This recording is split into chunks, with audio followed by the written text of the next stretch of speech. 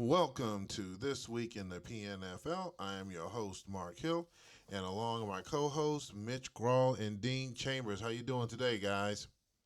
Very good. How are you? Fantastic. All right, doing good over here. Doing good over here. As you guys know, there's been some good news over here on this end, and been kind of preoccupied with that. So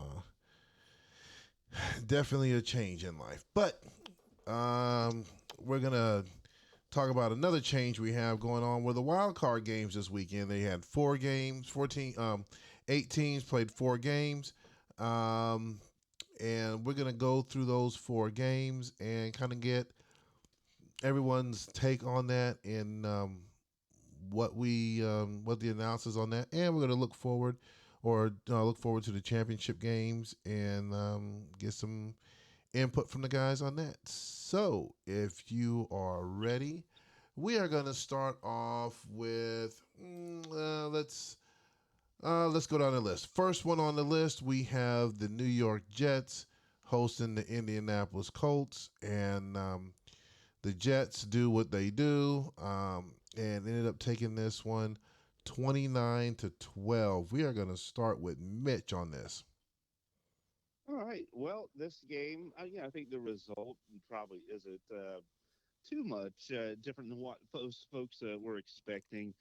The New York Jets, that stellar defense that they have, really shut down Indianapolis. And when you look at, you just look at the stats or just kind of look at the game, that Indianapolis really had a tough time on those early downs, really getting anywhere, which left them in a lot of third and longs or third down situation. They had 17 third down attempts in the game. And so that usually gives you an idea that, it wasn't having a lot of success on those early downs, which not a lot of people do against the Jets. But hey, it was the first playoff game for Coach Hoover and the in the Indianapolis coaching staff. So we'll give congratulations to them for a fine season. And the Jets punched their ticket to the AFC Championship game. So congratulations to the Jets organization as well. All right, Dean, what do you got? Yeah, I think the other signs that the Colts struggled against the Jets defense was the fact that the scoring they did consisted of 4 field goals. So the Jets defense kept Indianapolis out of the end zone. The other thing is they had a total of 44 yards rushing, and teams generally are not winning playoff games with 44 yards rushing, and that's another sign of the success of the Jets defense. Jets get a lot of credit for their offense, but their defense was definitely instrumental in this game. Their offense didn't disappoint either. They did score 29 points, which is pretty solid against a fellow playoff team, a fairly solid team that did have a winning record and make the playoffs this season. So this was a solid win for the Jets, but things may get a bit tougher this coming week for the Jets. Conference championships are generally tougher anyway. Yep, I I didn't agree. think it was possible to make 4 field goals in a game. Wow, that's amazing. Well, I think that Dean was right, and obviously with the 44 yards, you're not going to get anywhere. They had to put up some more yards on that. Um, Time of possession was pretty much even between the two. The Jets lost a fumble, and let's see, they were intercepted one time as well. So the Colts had their chances. Just like he said, the Jets are known for their offense, not the defense. So whenever there was a miscue on the offensive side of the ball, the defense was able to stand up and keep them out of the end zone. So great job by the Jets.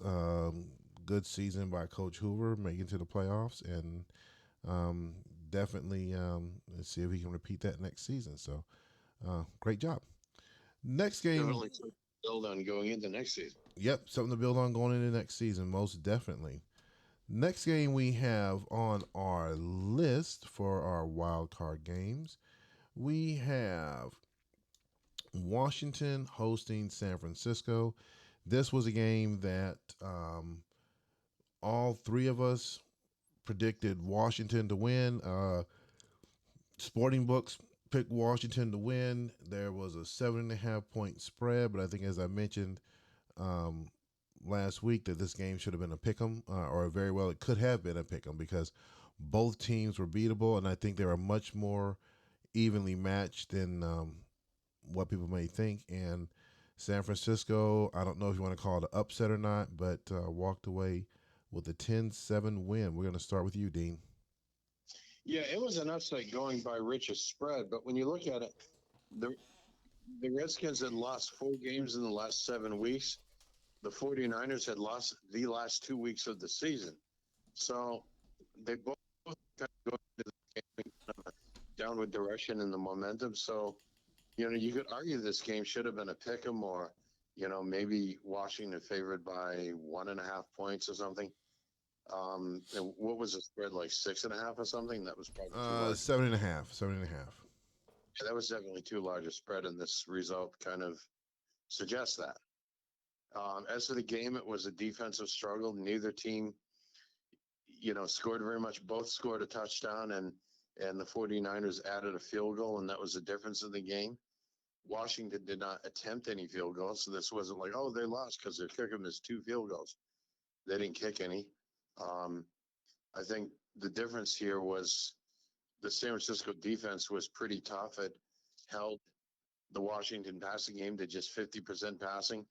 Both teams did a little better at running the ball than passing the ball, but it was a defensive struggle, and it was somewhat of an upset, if you can call it that. Although if you think the game should have been a pick 'em, you'd say, this is a reasonable result.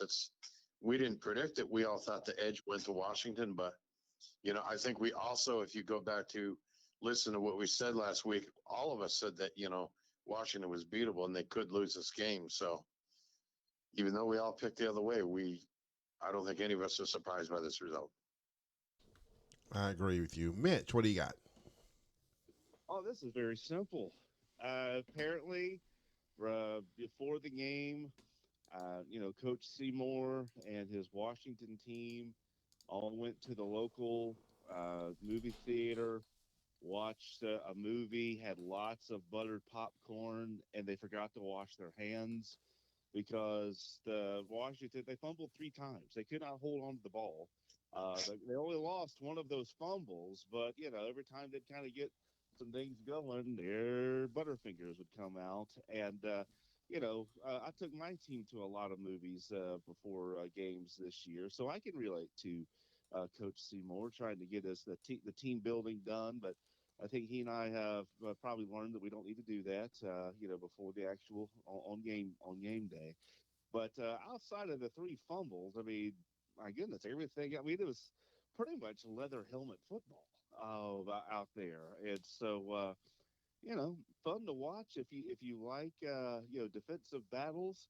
Not so fun to watch if you like offensive execution, and San Francisco is able to squeak by with that victory, and we'll see how that fares up against Chicago next week. And I forgot to mention one thing. What do we always say that needs to be checked when we're predicting what's going to happen in a Washington game? Yeah, see what Check the weather. forecast is. Yeah, The weather. And it rained in this game, and Washington never does well in the rain.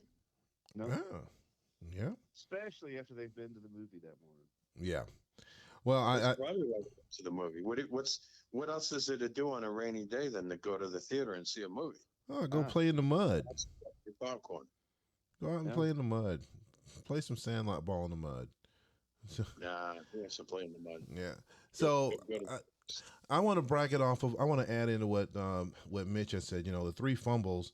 Even though you lost one, those are 3 fumbles. Now those fumbles are taking you backwards. Well, that's a problem. If you're going forwards with it, it could work towards you. But the 3 fumbles, that's going to slow down the momentum. They did have one interception against San Francisco, so that was something that could have used to their advantage, and they weren't able to. Each team gave up a sack. Washington for 5 yards, Frisco for 6 yards. So evenly matched, I would say. As you said, the rushing yards were evenly matched. Passing yards were evenly matched. It was just that slight edge that was given, plus those three fumbles. So um, good season by Washington overall. I mean, obviously you made it to the playoffs. I do think they're going to go into the offseason with some things they're going to be looking at, especially after you discussed their last four games. How they started off strong and then they kind of tapered off at the end. What was it, 3-4 at the end of the season? Yeah, they lost 4 out of 7 games to the end, so I'm sure Jerry is looking at it and said, what happened to the momentum? The wheels kind of fell off the wagon during those last 7 weeks, and they lost 4 out of 7 after a 7-1 start. And obviously the loss to Seattle didn't actually cause them to go 3-4, but it probably illustrated something was not working as well as it should have at that point. And I'm sure that that Jerry will be looking at re-examining and looking what happened in that second half of the season, when including the loss to Seattle. They actually went 3-5 in the second half of the season after starting 7-1. Yeah. So Yeah. there was something there that I someone know probably that took a. music. That's my barometer. If losing to Seattle makes you just reevaluate everything about your organization. Well, you've done that a couple times when you lost to me when I was over in the I West. know, and I've had to Yeah. reevaluate the entire operation. Uh-huh. See, you were lucky I this believe season. You're lucky that I'm in the NFC now, because if I was in the AFC, you probably would have lost again. you, Just saying. I believe both had one of those losses this season. Yep. Next game that we have, this one is a total opposite of the one we just reviewed. This is the Super Bowl champs, LA Chargers, hosting Mitch's Minnesota Vikings. And a lot more points were scored on this game, but Minnesota came up just short as LA took this one 35-28. We are going to start with Minnesota's head cheerleader, Mitch, on this one. Well, yeah, I told y'all it was Tua watch. Tua was taken off of the IR, and he got the start, and didn't play that bad, right? I mean, nearly 400 yards passing, 4 touchdowns. Obviously, the 2 picks were not helpful. Neither was the lost fumble that Minnesota had. And then really early on, it looked like Los Angeles was going to blow out the Vikings. But the Vikings got things right, got some breaks, and got this self and turned it into a fourth quarter game, and gave the defending champs a big scare here in the wild card game. And so sometimes you win them, sometimes you don't. So congratulations to Barney and Minnesota getting back to the playoffs for the first time in a few seasons. And now we get to see that rematch of last year's wild card game, Los Angeles and the Jets, to see who goes back to the Super Bowl. All right. Dean, what do you have? Well, as much as Mitch has been on the Vikings train, I've been on the Giants train, and we're going to cover what happened in that game. So I need something new to get on. I'm getting on board with the Chargers after this game. Early on in the game, it looked like the Chargers were going to dominate and take control of this game. And yes, Minnesota did make a comeback later in the game and make it a little interesting. But the Chargers offense with Deshaun Kaiser was very, very solid. They did some pretty good running in this game. And, for more than half the game, the Chargers defense was looking pretty solid. And then, Minnesota's offense did come back and score a few times and make the game a bit close. But I think the Jets coaching staff is definitely not overlooking this team. And, they're just one game from, after a somewhat tough season where they, we talked about them being in rehab or in whatever we called it, and early in the season, Super Bowl hangover. Super Bowl hangover. yes, hangover. Yep. The Chargers put it together in the second half of the season, did just the opposite of what the Redskins did, and they went into this playoff with some momentum. They won the division this year instead of getting in as a wild card. And, they're just one win short of getting back to defend that Super Bowl champion, and they won't have Atlanta to try to beat this time around. They'll obviously have either the 49ers or the Cardinals. Okay. So as we as we look at this, from my standpoint, um, Minnesota definitely had a good season. And yes, we were talking about how the Chargers were on that Super Bowl hangover early on in the season, but they slowly ride the ship. And I think during the season, I made a comment about them, and then Mitch happened to come back and say, "Well, Mark, they've won, I think, 4 of their last 5 games or something like that." So I had to stop picking on them, but they definitely got the ship turned around and making a statement. So they're, like you said, they're 1 game away, but they have another tall order this week against the Jets. So um, high scoring game, good game. Um, I don't know where the defense was on that one, but it was a good game overall. Great game. Last game, or the last wild card game, I should say, um, we had the Chicago Cardinals hosting the New York Giants. And if the San Francisco Washington was a tough defensive game, and then LA and Minnesota was an offensive game. I think this one kind of split it because one team was trying to play offense, one team was trying to play defense, um, and well, the score says it all. As Chicago won this one 39-7. So we're going to start with Dean on this one. What happened here? Yeah, it's interesting that the Giants scored the same number of points that the Redskins did in losing, but the defense gave up a whole lot more. And I think the Giants coaching staff will look at this game and they're going to see a number of areas where they could have done better. And I think a lot of this will go back to decisions made in the profile. And also, Chicago played some very tough defense all around. They held the Giants passing game to just 133 yards gained, which isn't very much. And they held the running game. Now, the injury to Barkley probably did not help, but they held the running game to just 104 yards, with Freeman leading the team with 10 carries for 41 yards. That's only 4.1 yards per carry. So this is pretty tough defense that kept the Giants out of the end zone except for one score and kept them from scoring otherwise. And on the other hand, the Chicago offense did what it does. It scored quite a few points, and it and did that despite only holding the ball for 25 minutes and 37 seconds. But Chicago is tough on both sides of the ball. Excellent defense, very effective offense, and they made the most of their opportunities. With that time of possession, only 323 yards of total offense, they managed to score 39 points. So solid effort all around. Clearly, Chicago wasn't taking any chances of getting upset in the first round like last season. They want to, complete the deal this season and get back to the Super Bowl. All right. Mitch, what do you got? I'll sum this up in very very easily. Uh, 11 sacks. I mean, Chicago defense absolutely beat the tar out of the New York offensive line and pass protection.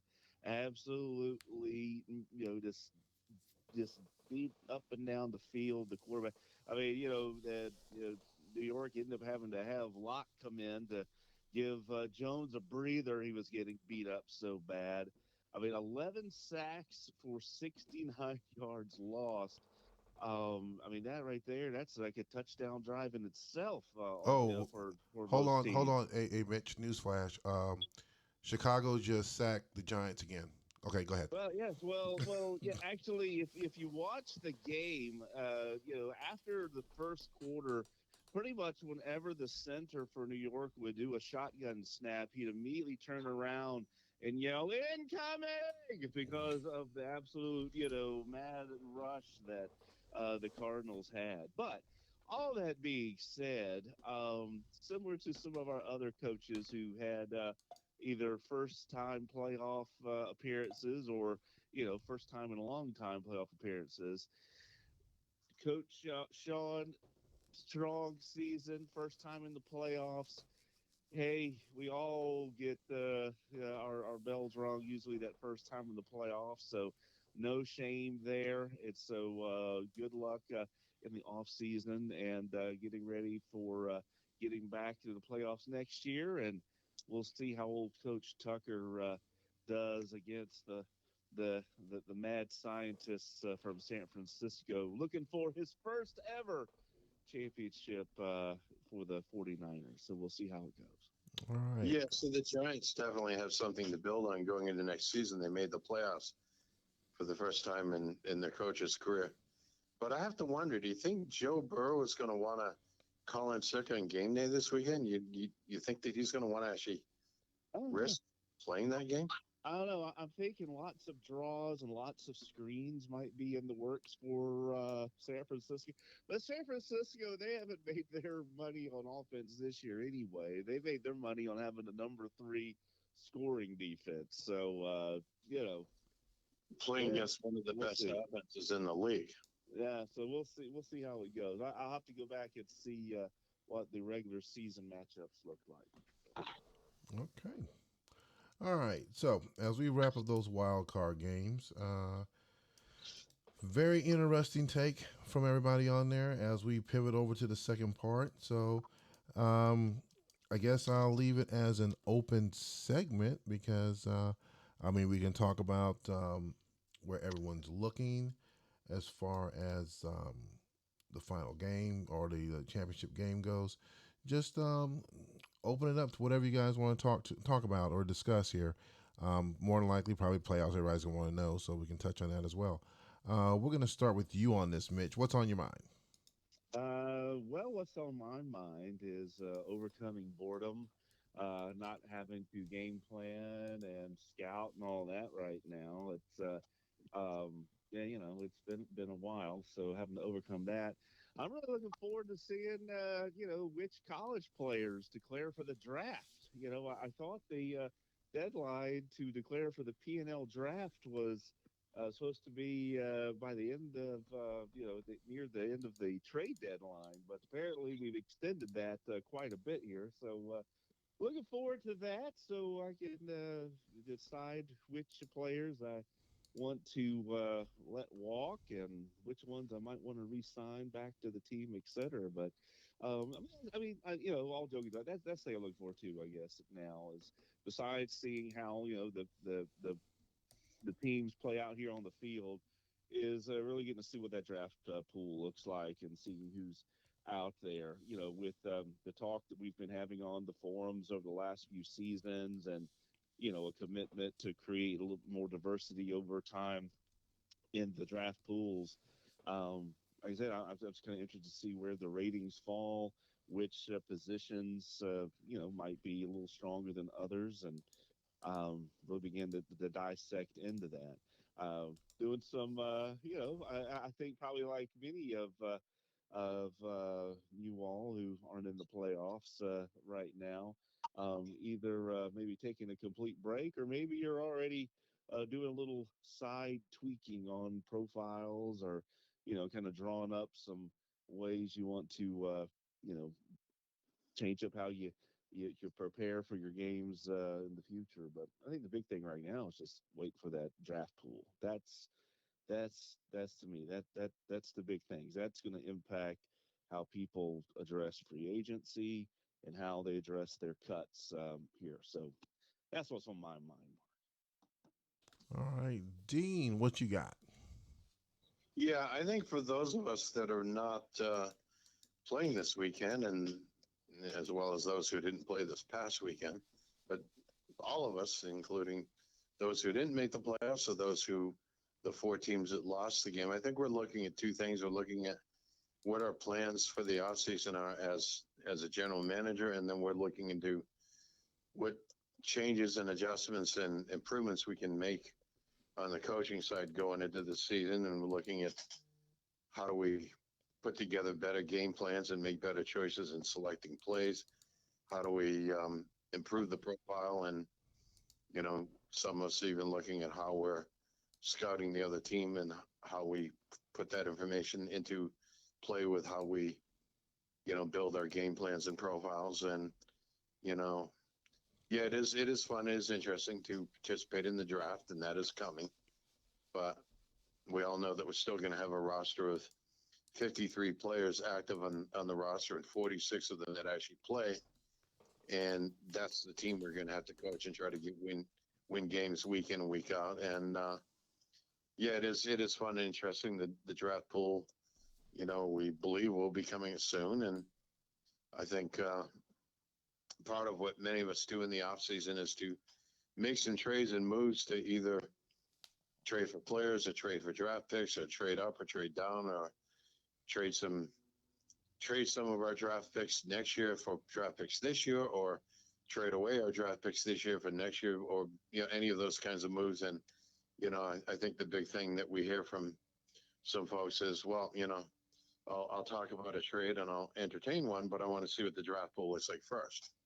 So I think that's what a lot of us are waiting in. We're going to see what the rookies look like and which rookies are going to be in this draft pool, and go from there. And that's kind of what the off season for right now.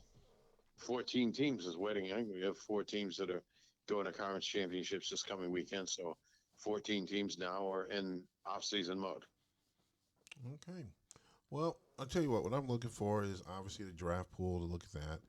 From a GM standpoint, I think for some of the coaches that have had a difficult time this season with the games and winnings and, having those games that you're winning or you're barely winning, or in some cases you're losing by 3 points or maybe by 7 points. Definitely want to look at my profiles and plannings. I think one of the biggest things that I saw was fourth down, or excuse me, fourth quarter when I'm ahead, I'm still running plays instead of taking a knee. So looking at that and just trying to figure out what to do to make my team a little bit better, just kind of tweak it just a little bit more. Obviously, waiting on the draft pool. Another thing that kind of set in the back of my mind was wondering, is everybody going to be coming back? Are there going to be new coaches coming in? Are teams going to be moving? Where are they going to be moving to? It would be nice if we had some more teams, but I already know that that's going to be far off because we got to get the interest built up to have some more players in. But I mean, new coaches come in. But definitely kind of curious as far as the status of the league, where we're at right now, and where we're going to try to make the league better. So that's the thing that I'm looking forward to. And besides watching the other 2 games that I have coming up, so that's where I'm at on this side. So before we pivot over into our last section, because clearly we have a condensed show because there's only 2 games. So any final thoughts? Any final comments? Anything you want to rebut from something else that you've heard from someone else speaking to on the show this time? Yeah, Ding. I think most of the coaches that are currently active this season won't come back. Um, I don't know if we have someone that's going to leave the league, and there's been some speculation about that. And Charlie had sent out an email saying that he had lost the contact information on the people that he had on the waiting list, and asked for folks to either submit those names or have those people get in touch with them. And I know there's at least one, there may be more than one, that there is one person that I'm aware of that's just looking to join the league. And I don't know what the order of the waiting list was and who was on that list after Donovan, when Donovan took over Green Bay and moved them to Pittsburgh. But I know that there is at least one person who is looking to and still actively, patiently waiting for that opening to come up to join the PNFL. We don't know who may be leaving, but I wouldn't be surprised if everyone comes back, or everyone but 1 or 2 coaches come back. I think there'd be a very high percentage of people coming back for this coming season. Yep, I Is agree. what I think. I agree. Any final words on this topic, Mitch? No, not really. I think there's been a lot of different topics and a lot of different things thrown around on the forum here over the last few weeks. I think as people have been bored, not having game plans and stuff to do. So it'll be interesting to see which, if any, of the topics that have been kind of thrown around, get serious discussion here, after the season. So other than that, I mean, I've got a full breakdown of the championship games. It should only take about 30 minutes for me to go through that. So I'm good to go, Mark. I have to disagree about one thing, Go ahead. um, and that is there's no time to be bored. There's always stuff to do. There's always, preparing for next season. There's always is any number of things. I mean, that can be done in the off season. You can work on trades. You can work on new plays. You can work on improving profiles and game plans. It's, you know, the general manager responsibilities in the off season. So this I don't buy this argument that anyone is bored or anyone should be bored. Let's put it that way. There's no time to be bored. We don't, the off season may seem kind of long when you go from one week not game planning for the next week anymore, and then have several weeks before you have to start game planning. But that time is important to spend that to do things. Whatever amount of time that you normally spend per week working on PNFL related stuff, to spend that time preparing for the coming season. So, um, for me, it's never been about being bored. Never, never, ever. It's All right. always stuff to do. Yep, Be prepared for the next season. this As is soon true. as sometimes even before, if I know I'm not making the playoffs, it's always, you know, like the Fleetwood Mac song said, don't stop thinking about tomorrow. Get ready for next season. Ooh, he dug in his bag for that one, Mitch. He dug deep for that one. Pulled up a Fleetwood Mac reference. No. Okay, all right. So we're gonna go into our conference championship games, and I would say there are some good ones here. Definitely some good ones here. The first one on the list, we have the New York Jets hosting the LA Chargers, defending champs. Um, Rich Sporting Books is giving them 9.5. Oh, before I jump into that, looking at the playoff predictions right now, Mitch and Dean both went 2-2. I ended up going 3-1. As far as the lead pipe locks, Mitch and myself are 0-1, and Dean is 1-0. So switching back over, we have the Jets hosting LA, 9.5 point spread. Rich is picking the Jets. We're gonna start with you, Dean. Yeah, and as Lee Corso would say, not so fast. I'm picking the upset in this game. I think Mac Jones is going to be a bit worried about whether he wants to play this game and face that Chargers defense. And the question is, how many times is Mac Jones going to be sacked? If it's 3 or 4, there's a good chance that the Chargers are winning. If it's 5 or more, the Chargers are definitely winning. I know a lot of people are high on the Jets and say the Jets are on a mission, but at this moment in time, the Chargers are every bit as much on a mission. And yes, I'm fully jumping on the Chargers train. And I put the lead pipe lock in that game last week and said the Chargers are going to win, and I'm doing it again this week. Lead pipe lock. The Chargers are going to upset the Jets, go back to be in position to try to defend their Super Bowl championship over my team last season. So pick the Chargers in this game. Bet your second mortgage or your overtime pay or whatever it is. You're going to win. Take that bet to the bank and win on it. Lead pipe lock. Chargers win. All right, Mitch, what do you have? Well, there are some things that Dean said there that I think ring true. I think the Chargers definitely are on their own mission to go back and repeat as Super Bowl champs out there for sure.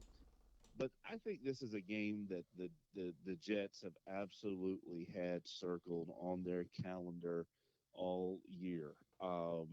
After losing, last year in the wild card round, um, and even though for most people last season, the Jets season would have been a storied success, as you've said, Mark, a little off. I think there were probably were some distractions in New York last year, and if you look back, if just a handful of weeks ago, the Jets, played played the Chargers, hosted them, as in fact similar to this upcoming game, and yeah, it was a 17-7 score. So you might look at that and kind of go, it was pretty tight there. It was a home game. The Jets absolutely destroyed the Chargers, gaining 451 yards to 108 for the Chargers. Uh, just absolutely. I mean, I think they could control the ball 42 minutes of that game. Um, just absolutely destroyed them. And obviously, I know the Chargers can play tough. They beat me, 2 out of the last 3 weeks of the season, so I don't want to take anything away from them. But the Jets are going to absolutely roll and get back into that Super Bowl. So I'm taking the Jets this week. All right. So, as you said, I've been on the I've been on the Jets train all season as far as a team that I think is going to be in the process of redeeming themselves for last season. So, keep mine short and simple. I am going for the Jets this week, and I'm going to counter Dean. So one of us is going to get a victory on this lead pipe lock because I'm putting my lead pipe lock on the Jets this week. Next game that we have over on the NFC side, we have Chicago taking on San Francisco. Um, the point spread that Rich is given is 14 and a half for the Jets. I think that is way too high, but I want to see what you guys have to say. Mitch, what do you think on this one? I mean, 14 for the Jets or for the Cardinals? 14 and a half on the Cardinals. Sorry, 14 and a half on Okay. the Cardinals. All right. Let's say, I Nine didn't and a know we half, already had. nine and a I half didn't for know the we already had the Jets. Jets and Cards in the Super Bowl No, already. All nine and a right. half, 9.5 for the Jets, and 14 and a half for the Cardinals. I misspoke. Yes, I Uh, still say um, that's too high. That's I way too got you. high. Well, if you look back in the regular season, all right, early on about mid-season, the first game between these two teams, it was pretty tight, pretty tight. It was a similar game to last week's Redskins 49ers game. It was a 10-6 Chicago victory. A few weeks ago, they had their rematch, second game of the season rematch. Chicago stepped up there and, still kept San Francisco to 6 points, but they were able to put, I think it's like 29 points on that San Francisco team. And so there's one common theme to those two games is that the 49ers only scored 6 points in each game. And as we've looked this year, the 49ers defense has been their rock, and so I am sure they'll have a strong, game plan, whatnot going there. But and unfortunate for 49ers fans, I really don't see the 49ers scoring a whole lot more than the 6 points they did in those previous two games. They might squeak out 10 points against Chicago, but I think Chicago is going to role in this game. And since I didn't pick a lead pipe lock last game, I'll throw mine here on Chicago and put my lead pipe lock on the Cardinals to win this game. And I think win pretty handily. But you know what? It's still a good day for San Francisco. It's their first conference championship game, I believe, since the 2031 season. So who knows? Maybe they'll party like it's 2031 and get back to the Super Bowl. So we'll see what happens. All right, Dean, what do you got? Yeah, I think what we need to look at is when you look at the Cardinals offense versus the San Francisco defense. The 49ers have played tough defense this season, but the Cardinals have even been tougher on offense. And I think the way that matchup is going to break is to break in favor of the Cardinals, and they're going to score. Um, they're going to score some points against the 49ers defense. Maybe not 39, but they're going to score a healthy amount. Now, on the other side, to look at the Cardinals defense versus the 49ers offense, this is really bad news for the 49ers. The Cardinals defense is going to crush the 49ers offense, and I'm not predicting a shutout, but I'm not predicting that San Francisco is scoring many points in this game. I could easily see something like a maybe a 24-7 or 24-6 kind of game.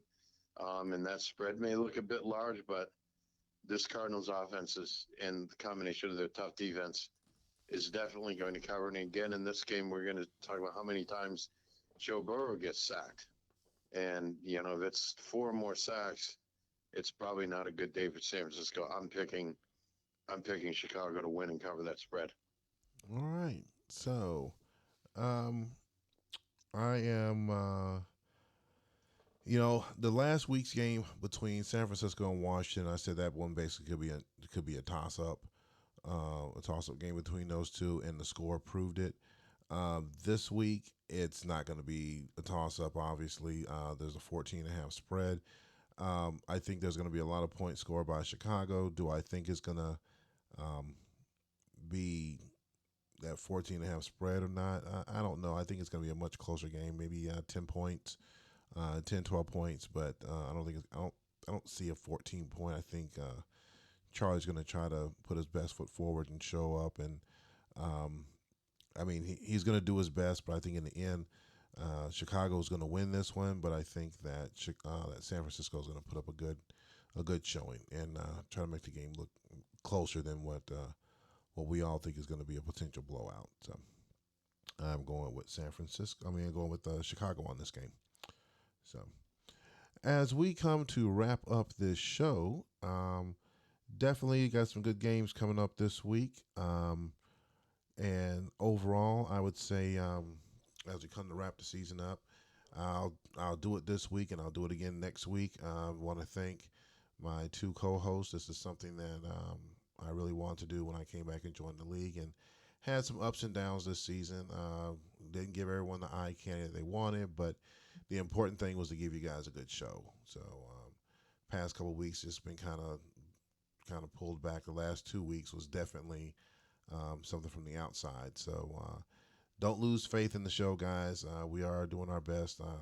I thank both of these guys for taking time out of their day, maybe an hour, 2 hours, or something longer.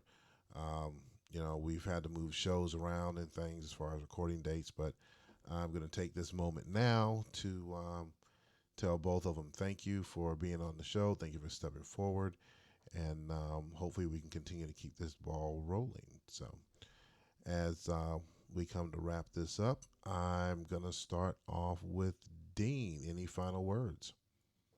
Yeah, I think the interesting thing to look at in both games this weekend is how many sacks occur in the game. I think that will be an indication of how well the team's defenses do, and maybe we may see some surprises, and maybe the 49ers defense and the Jets defense will play tough and sack the quarterbacks on the other side. But we can probably, given what we've looked at, expect the Chargers and the Cardinals to be pretty aggressive and pretty tough on defense as well. So I think that's one indication to look at in these two games this weekend. All right. Mitch, any final words, sir, before we call it a Yeah. day? Well, both games are being played in outdoor stadiums in environment and potentially could be environments with bad weather, and so that seems to always, you know, help the underdogs in these games. So to keep an eye on those weather reports, and that could change the complexion of how these things go. But other than that, there's only one thing left to do, Mark. What's that? Let's get it. Let's get